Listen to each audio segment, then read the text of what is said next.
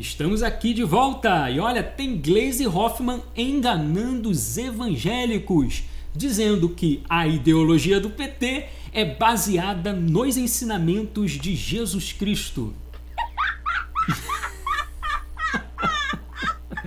Não, tem que rir. E também tem Paulo Guedes desfazendo fake news divulgada aí pela grande mídia, pela Globo, sobre a reforma da Previdência. Vamos falar sobre esses dois temas agora. Arrebenta aí no like, seja bem-vindo ao canal, meu nome é Bruno Johnson.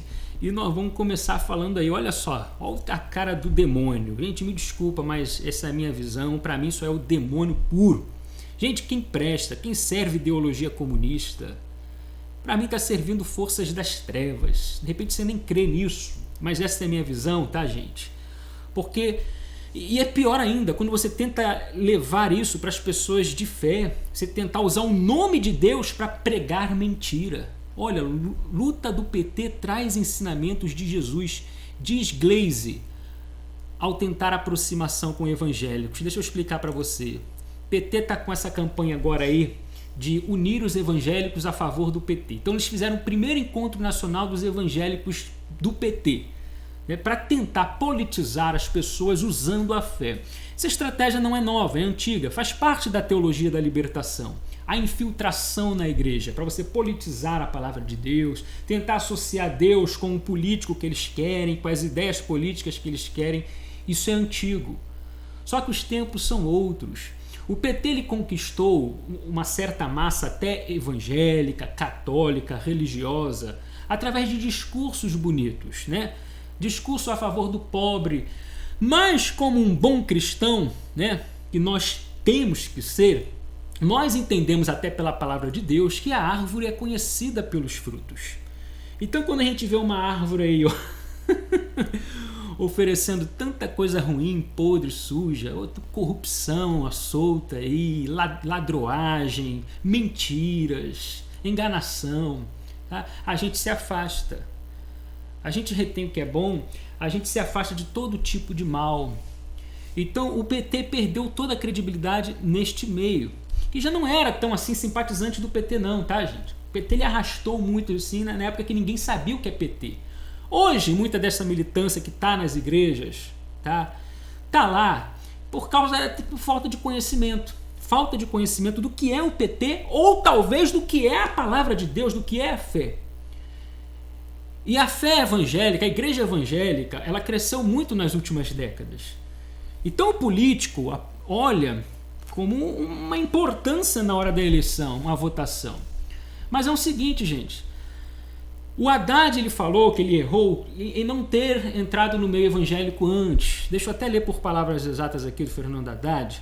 Tá. Essa movimentação foi antecipada por Haddad em outubro do ano passado, numa entrevista em que falou sobre a derrota nas eleições. Abre aspas para Haddad.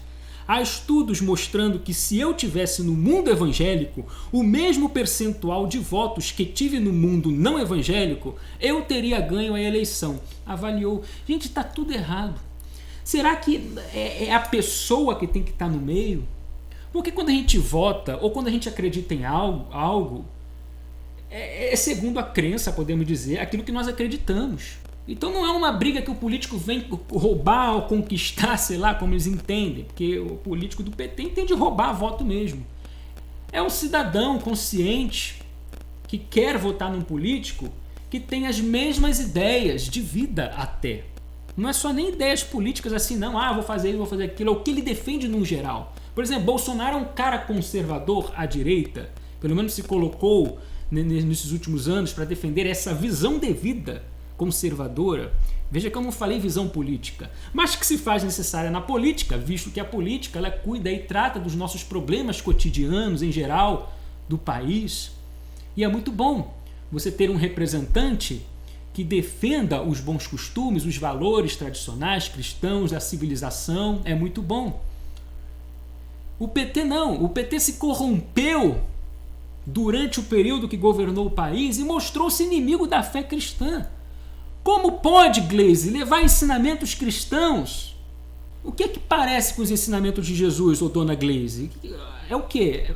Na matéria ela diz, não, porque é uma política a favor dos pobres, Gleisi dizendo. Jesus veio para os pobres. Que isso? Vocês, Gleisi, vocês enganaram os pobres, mentiram, humilharam.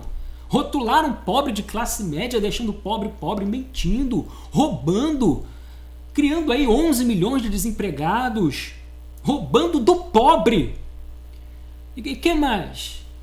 Defende a moralidade, a fé cristã, palavra de Jesus, ao mesmo tempo está fazendo militância, arte, cultura de nudismo, incentivando a galera a tirar roupa na rua para protestar, e criança com homem nu em banco aplaudindo, fazendo plateia, defendendo. É isso? É esse o ensinamento de Jesus?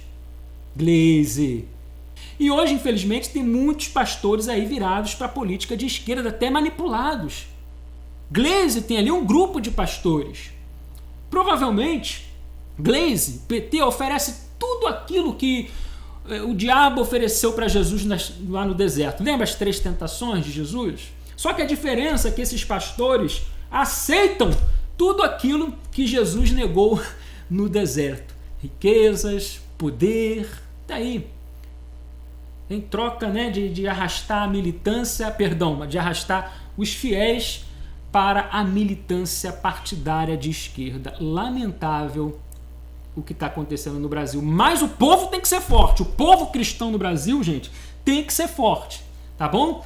Espero que o PT não consiga fazer como antes, porque os frutos estão aí. Lembre-se que eu falei no início do vídeo. A árvore é conhecida pelos frutos. A boa árvore dá bons frutos, a árvore má, maus frutos. É bíblico. Você que tem fé, você que acredita na palavra de Deus, tem que observar isso daí. O Lula está preso, porque o que eles estão tramando aqui? Eu li também. Eles querem que as igrejas evangélicas ergam comitês de Lula livre. Que isso, minha gente? Comitê Lula livre? Eles disseram até para as pessoas começarem a pregar, falar. Aqui, ó, o grupo Evangélicos Militantes PT divulgou uma carta aberta, ou seja, já é os evangélicos agindo, né, os mandos do PT, da Gleisi, pedindo a libertação do Lula, afirmando que sua prisão após condenação por corrupção e lavagem de dinheiro se deu de forma injusta e sem provas. Calma aí. Não é o diabo que é o pai da mentira? Porque na igreja, em nome de Deus, usando da fé, como assim não tem provas? Como assim é prisão injusta? O que essas pessoas entendem das provas da sentença de Lula? Nada, eles repetem o que seus líderes dizem. Ou o poderio lá do PT passa para a igreja. Tem muita coisa errada aí, porque o pai da mentira, pelo que eu entendo das escrituras, é o diabo. E você usar o nome da fé, usar a igreja para mentir, isso não é legal, tá? Olha, concorda, discorda, essa é a minha visão, tá, gente? E só para encerrar aqui o vídeo, quero falar Paulo Guedes. E o Paulo Guedes, tá? A mídia estava anunciando que ele desistiu da reforma da Previdência com a economia aí de R$1 trilhão ao longo de um prazo de 10 anos. Disseram que agora ele está aceitando 800 bilhões. Mentira, olha só. O ministro Paulo Guedes voltou a insistir que pretende ver a reforma da Previdência aprovada com uma economia de R$1 trilhão em 10 anos, mas indicou que tem consciência de que esse valor pode não ser alcançado no texto que vier a ser aprovado no final, mas ele quer R$1 trilhão. Em um evento organizado pelos jornais O Globo e Valor Econômico, o ministro chamou de fake news as informações de que aceitaria um valor próximo a 800 bilhões. Depois esclareceu, dizer que eu quero 800 bilhões de reais é fake news, né? Porque eu pedi 1 trilhão. Eu vi uma matéria aqui da Globo mesmo, no YouTube, dizendo que o Guedes pediu 800 bilhões. Mentira! Ele quer 1 trilhão e já tem até deputado do PT querendo uma economia de 500 bilhões, alegando, sabe o que, gente? Porque vai ser muito difícil derrubar Bolsonaro nas eleições de 2022. Se tiver aí com 1 trilhão de economia, Bolsonaro é reeleito, não importa quem seja o adversário. Esse é o medo deles. A economia brasileira alavancar nas mãos de Bolsonaro, a popularidade crescer, o Brasil prosperar, é reeleição garantida. É o medo deles. Mas Paulo Guedes está afirmando, ele quer 1 trilhão.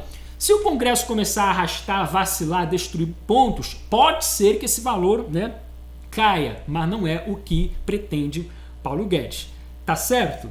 E o Datafolha, Datafolha tá fazendo pesquisa aí, só para encerrar o vídeo, 51% da população, dos entrevistados, na verdade, né, são contra projeto de reforma da Previdência, diz Datafolha. Datafolha, vai tomar banho! E esse númerozinho, né, 51, né, dá para manipular bem, né, porque não joga 60. 51%, o que eles querem? Então a população não aceita a reforma da Previdência. Primeiro, 90% dos brasileiros não confiam no Datafolha. E mesmo se isso for verdade, eu acho que mais de 50% da população brasileira não entende nada, sério, estou sendo sincero, não entende nada da reforma da Previdência, da necessidade, cai em falácia de politiqueiros aí, essa é a verdade. Então é bom deixar para quem entende de economia, para quem está à frente, tá? Porque os resultados virão com certeza. Datafolha, caladinho aí. Vamos lá, deixa o seu comentário aí. Meu nome é Bruno João, sem comunismo aqui não. Vamos nessa!